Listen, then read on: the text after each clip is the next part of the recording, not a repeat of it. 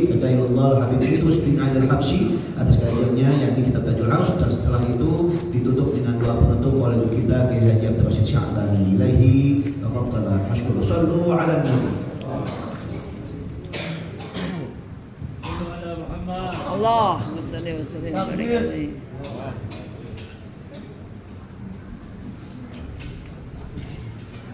Bismillahirrahmanirrahim. Assalamualaikum warahmatullahi wabarakatuh.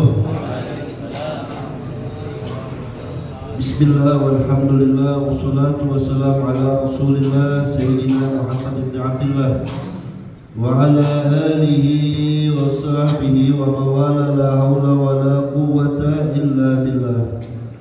Allahumma salli ala Sayyidina Muhammad salatan taghfiru biha qulub wa tuslihu bihal qulub wa tantaliqu bihal usub wa talinu bihal su'ub wa ala alihi wa sahbihi wa man ilaihi mansur. Amma ba'd, segera para alim ulama, para asatidz, wabil khusus guru kita Sayyidul Habib Muhammad Rizki Muslim Syahab, mudah-mudahan menjawab serta keluarga dalam lindungan Allah Subhanahu wa taala. Amin. Ustaz Adi, Ustaz Alwi, Ustaz Irfan, Ustaz Rasid, Ustaz Husain semuanya, dan kepada segenap jamaah Majlis Ta'lim Al-Islah yang mudah-mudahan perkumpulan kita ini menjadi penyebab turunnya rahmat dan barokah dari Allah Subhanahu wa taala. Amin ya rabbal alamin. Baik ya ikhwan, pada kesempatan ini kita meneruskan sedikit dari kitab Tajul Arus Imam Ibnu Athaillah radhiyallahu taala anhu. Bismillahirrahmanirrahim. Di sini beliau memberikan nasihat kepada kita, ma faidatul ilmi ilal amal bihi misaluhu kamalikin katama ila naibihi bizikri kitaban.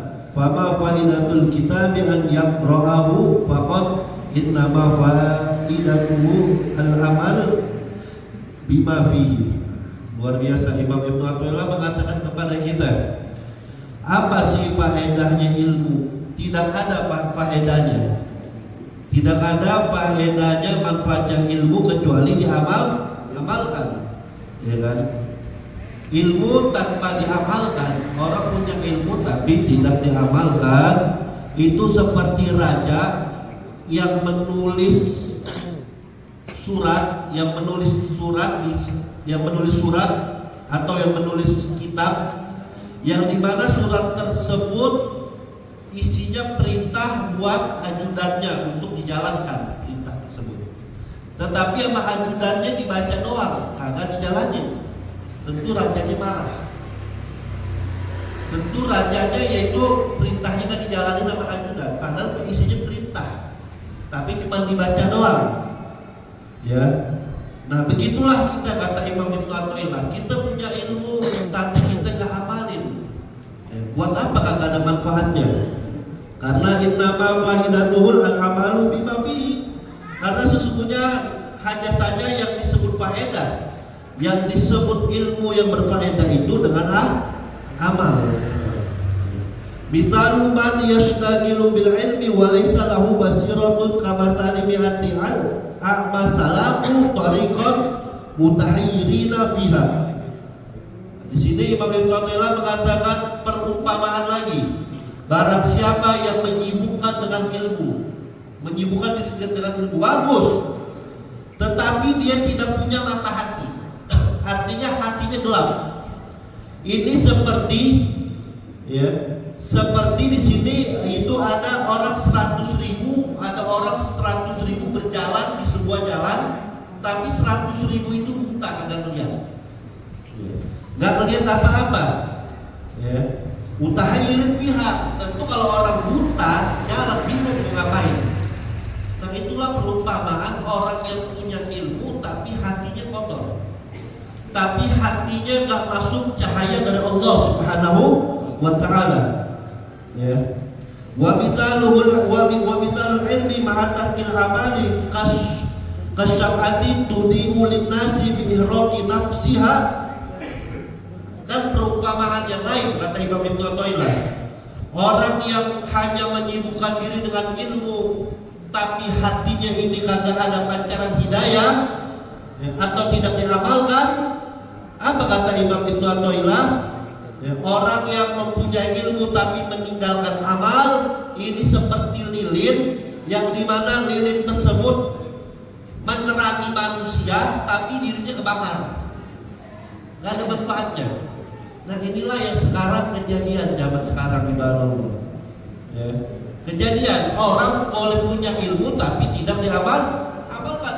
Di mata belum ada tafalu. Kenapa kau mengatakan apa yang kau tidak kerjakan? Makanya ada namanya akal, ada namanya ilmu, ada namanya cahaya. Ini Syekh Badiuzzamani An-Nursi, ini ulama besar dari Turki Al-Mujaddid. Dia mengatakan ada manusia ini ada akal, ada ilmu, ada cahaya. Akal itu fungsinya untuk apa sih? Akal itu fungsinya untuk mencari dan menemukan kebenaran. Itu akal. Itu akal. Kita Allah anugerahkan akal ke kita untuk mencari, menemukan kebenaran. Ilmu, akal mesti diisi dengan ilmu. Ilmu itu untuk menguatkan kebenaran.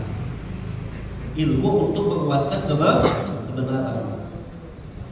Tapi apakah itu cukup? Tidak. Itu namanya cahaya hati. Hati kita. Hati ini fungsinya apa? Kata Syekh Badiuzzamani An-Nursi, hati ini fungsinya yang menuntun akal kita. Walaupun kita tahu kebenaran, punya ilmu, kita tahu kebenaran, tapi hatinya ditutup, gak bakal akal kita dituntun ke jalan tersebut. Sebagaimana dia punya kendaraan tapi gak ada jalan. Maka dari itu Allah katakan dalam Al-Quran apa? Khatamallahu ala qulubihim wa ala sam'ihim wa ala absarihim. Kata Allah, khatamallahu ala qulubihim, Allah kunci hati-hati mereka. Kalau hati sudah dikunci sama Allah, kalau hati sudah dikunci sama Allah, kebenaran walaupun dia lihat, walaupun dia dengar, dia gak bakal dikunci. Walaupun dia dengar, walaupun dia tahu, tidak bakal dengerin. Karena kenapa? Hatinya sudah dikunci sama Allah. Makanya di dalam ayat tersebut Allah dahulukan kata hulu, hati dulu. Allah gak bilang khatamallahu ala sam'ihim wa ala absarihim wa ala qulubihim, kagak. Tapi yang Allah dahulukan, Allah sebut kata qulub. Khatamallahu ala qulubihim. Kenapa? Kalau hati yang Allah sudah kunci, kebenaran cahaya yang masuk ke hati kita, walaupun kita dengar ini kebenaran, walaupun ini kita lihat kebenaran, maka dia bakal tolak. Ya kan? Iblis contohnya. Iblis itu pintar. Iblis itu sebelum dilaknat Azazil punya ilmu hebat. Bahkan malaikat belajar sama Azazil. Punya ilmu, punya akal, tapi hatinya ada hasud. Hatinya ada kesombongan.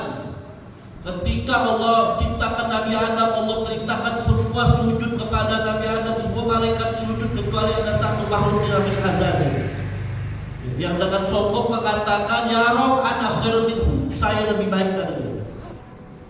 Saya lebih baik daripada Adam. Khalaqtani min nar wa khalaqtahu min tin. Engkau ciptakan aku dari api, sedangkan kau ciptakan Adam dari tanah. Dia merasa api lebih hebat daripada tanah, padahal belum tahu, padahal belum tentu. Tanah menyuburkan, api bisa merusak, dilaknat sama Allah. Orang itu punya orang yang punya ilmu dilaknat karena kenapa? Hatinya ada penyakit. Kebenaran ditolak oleh dia. Kebenaran, ya kan? Bahkan pernah diriwayatkan Iblis pernah berdialog sama Nabi Musa misalnya. Iblis mengatakan, ya Musa, engkau kalimullah, orang bisa berbicara dengan Allah. Tolong sampaikan kepada Allah, apakah ada pintu tobat buat aku? Nabi Musa sampaikan ke Allah. Kata Allah, ya Musa, kasih tahu Iblis, pintu tobatku selalu terbuka sampai hari kiamat. Kalau iblis ingin aku terima tobatnya, syaratnya dia ziarah ke makam Nabi Adam dan sujud di kuburannya. Jika itu Nabi Musa sampaikan, ya, kalau mau dimaafkan sama Allah, ziarah ke makam Nabi Adam dan minta maaf sujud yaitu di kuburan Nabi Adam. Apa kata iblis? Wah, kalau itu saya nggak mau, biarin aku dilaknat dah. Nah sekarang udah banyak nih pengikut iblis, betul atau tidak? Betul atau tidak? Pengikut iblis. Makanya gak heran tadi Ustaz Irfan bilang, ya kan? Gak heran ulama aja semua disalahin. Kok kan si Imam ngomong gitu? Andai kata semua ulama mensohikan nasab Bahari, saya gak percaya. Ini baru murakkab. Ulama semua disalahin, ya kan? Jadi gak heran model-model kayak gini sudah ada. Jadi mau berdebat gimana percuma. Dulu ngomongnya berdebat 3 hari 3 malam, tahun-tahunnya ditantangin kabur. Akhirnya ngomong lagi apa? Mensohikan nasab ulama, andai kata semua ulama mensohikan nasab Ba'alawi, saya tidak percaya. Insya Allah. Gak pikir-pikir pakai logika aja, ya kan? Antum mau ngikutin kodenya begini, sampai ulama-ulama kita istiqomah sama Syekh Nawawi Al-Bantani. Syekh Nawawi Al-Bantani, bagaimana beliau dalam kitab Ummul Jen, ya, itu beliau banyak mengutip Sayyid Abdullah bin Al-Haddad, Imam Haddad.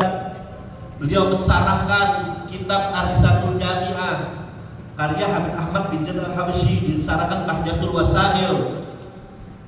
Bahkan dengan tawadunya Syekh Nawawi Al-Bantani mengatakan, saya sering ulang-ulang di mana-mana nih, ketika beliau mengarang kitab Nihayatul Zain, ini kitab dipakai semua di pondok pesantren.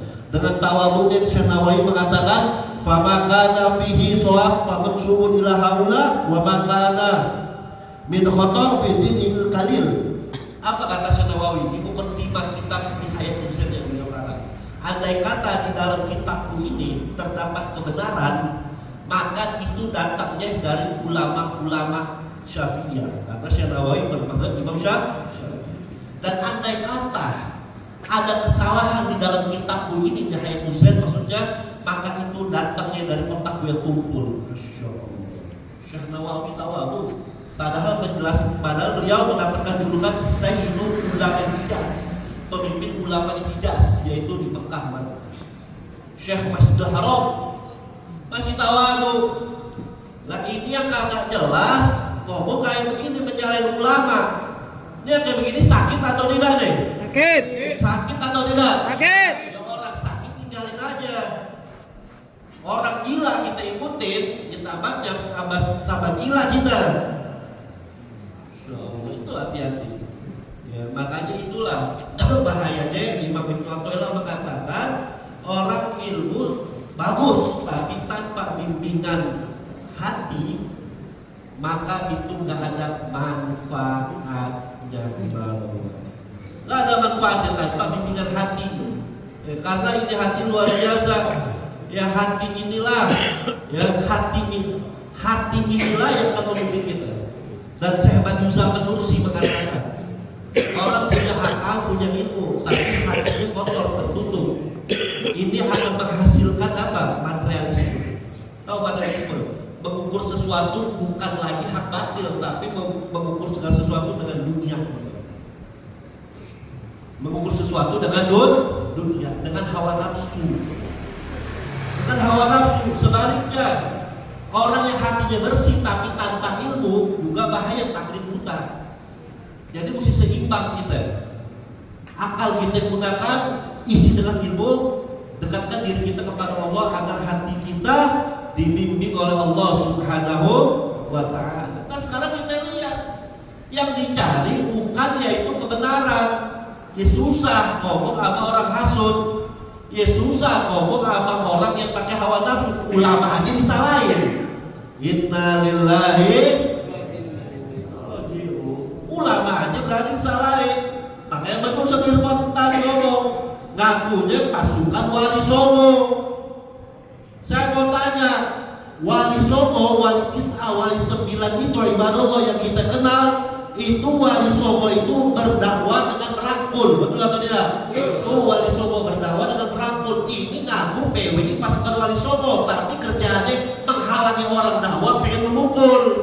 Insya Allah. Itu bukan ajaran Wali Songo.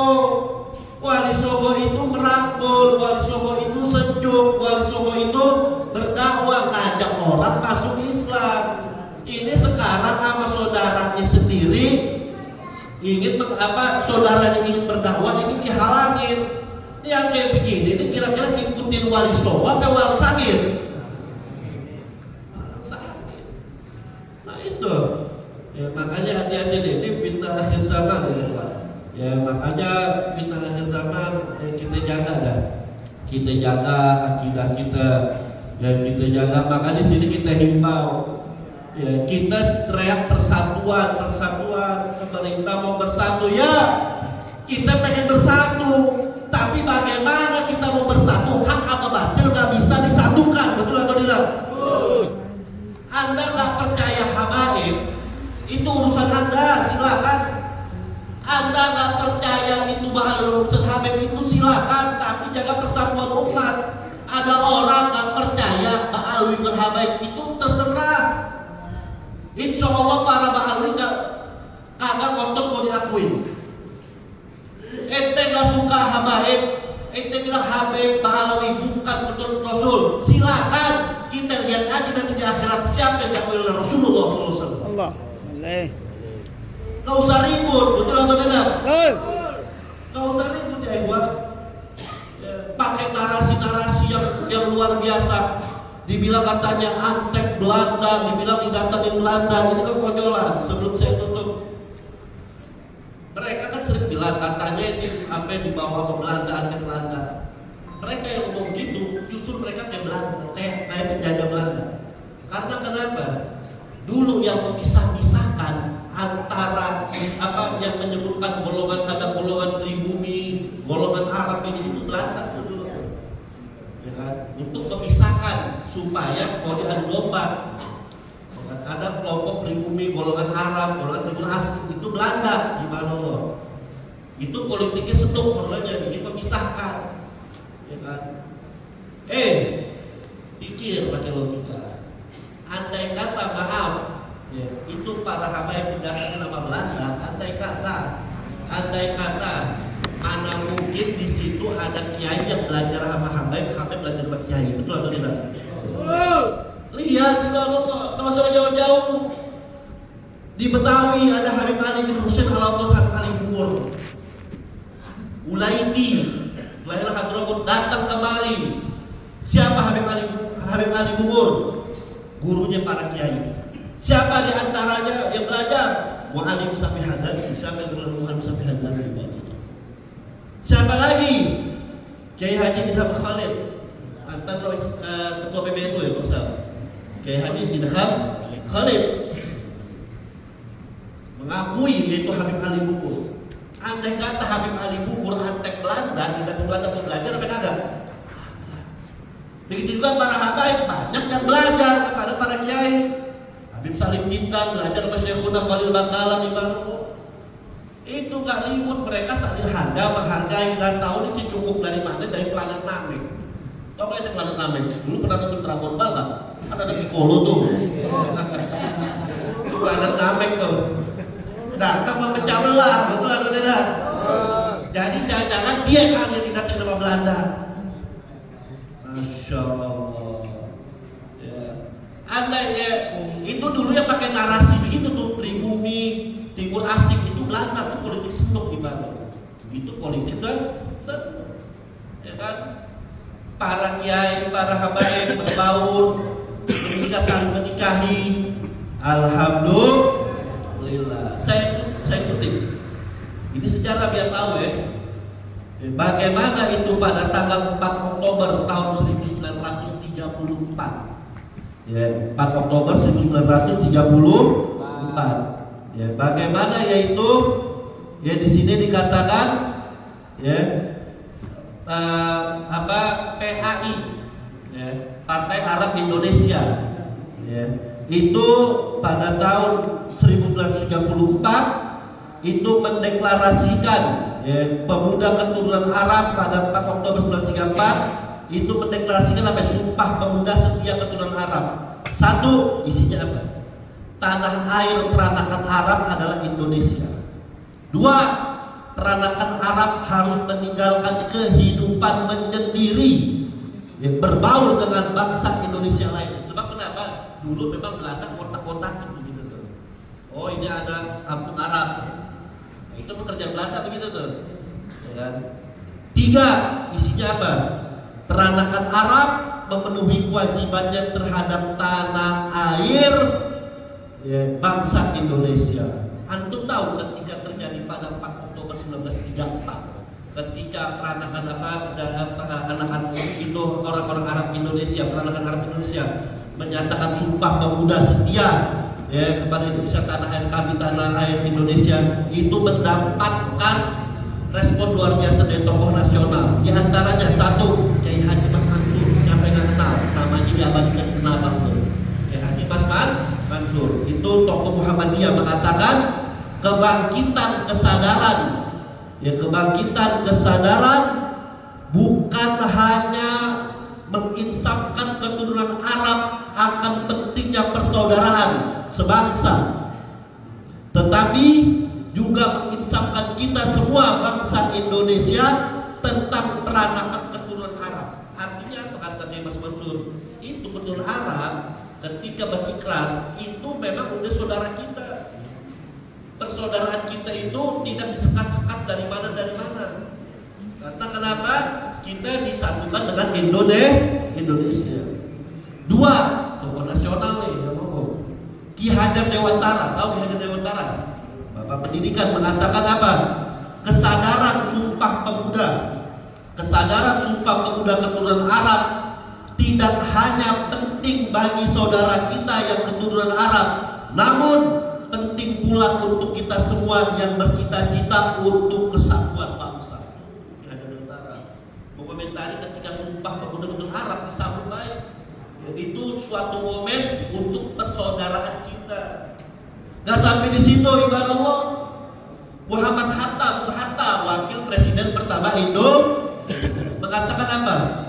Ya, beliau mengatakan bahwasanya Sumpah Pemuda Indonesia keturunan Arab, ya, yang berisikan tanah air peranakan Arab adalah Indonesia, dan karenanya mereka harus meninggalkan kehidupan menyendiri. Ini menunjukkan mereka keturunan Arab memenuhi kewajibannya terhadap tanah air dan bangsa Indonesia. Bahkan Bung Karno pun juga yaitu mengatakan bahwa apa? Kata Bung Karno, keturunan Arab itu ketika ditanya, ketika Indonesia merdeka, semua Bung Karno mengucapkan terima kasih yang terlibat. Dari etnis ini mengucapkan terima kasih, dari etnis ini Bung Karno mengucapkan terima kasih. Akhirnya ditanya, kenapa kau dari etnis Arab kau gak mengucapkan terima kasih? Bung Karno tanya gitu, kenapa dari etnis Arab kau tidak mengucapkan terima kasih? Karena banyak pejuang dari yaitu orang Arab. Apa jawaban Bung Karno? Etnis Arab, orang Arab gak perlu terima kasih karena dia sudah bagian dari Indonesia. Takbir! Sudah kewajibannya, Masya Allah. Nyumuk planet Namek bahwa misi Belanda pecah belah, betul atau tidak? Hanya di sini pemerintah kita ingat, kita ingin bersatu, tapi mana mungkin bisa bersatu antara hak dan batil. Setiap hari pecah belah umat. Udahan lagi kata-kata yang luar biasa, direkam tuh, lihat jejaknya bagaimana. Si Fuad Leret dengan mengatakan sampai saya sweeping Arab Yaman, betul atau tidak? Itu udah dilaporkan, ada. Udah kami laporkan, kita lihat Fuad Leret bagaimana ibaratnya. Yang lucunya terakhir, tahu Abbas kata Panglima PWI, bekal nasab Habib, akunya dirinya Sayyid. Innalillahi wa inna ilaihi. Nah itu aja. Ya mudah-mudahan insyaallah Allah berikan kita persatuan. Amin. Allah terangkan akal kita, hati kita untuk tetap di bawah bimbingan Allah Subhanahu wa taala. Tetap kita istiqomah dengan guru-guru kita, enggak usah dengarkan mereka. Itu saja, mudah-mudahan Allah ma'atul haqqa haqqa wa nabatilaba wa al-batil al-batil wa nabatilaba. Itu saja Ibrahim info perjuangan dari Ibu